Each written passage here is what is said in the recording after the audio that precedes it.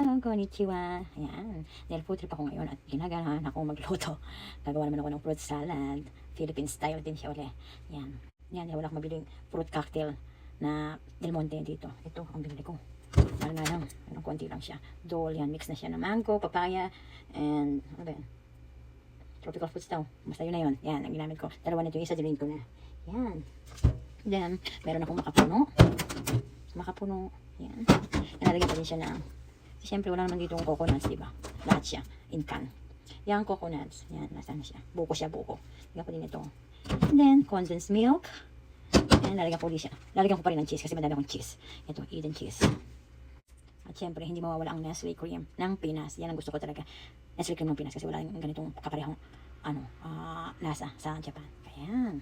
Oh, save up to 15 pesos. Pasalubong lang din to. Thank you sa mga friends ko. Yan. Yan, next drain naman natin to.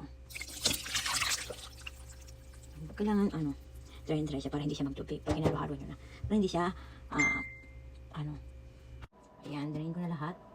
Hinalo-halo ko na lahat ng fruit salad and buko. Then, kinat ko na rin yung cheese ng cubes. Lagay na natin, halo na rin natin. Yan yung makapuno. Lalo na, para masarap. Sabihin muna natin bago lagay yung Nestle cream and condensed milk. Para mix na siya. Dilit ko na sa tupperware nilagay kasi laming hugasin. Tayong sabon. Okay. Condensed milk. Then yung Nestle cream. Sarap! Ayan, dapat na. Parang ice cream na siya. Fruits ice cream.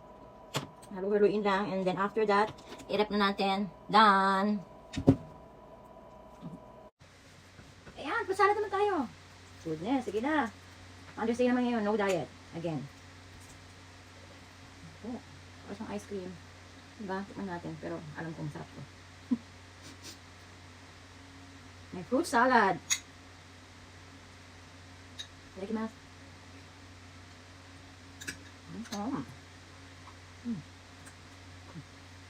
Ano siya, creamy. Masarap to frozen. Parang ice cream talaga siya. Grabe lang to. Lamon kong lamon.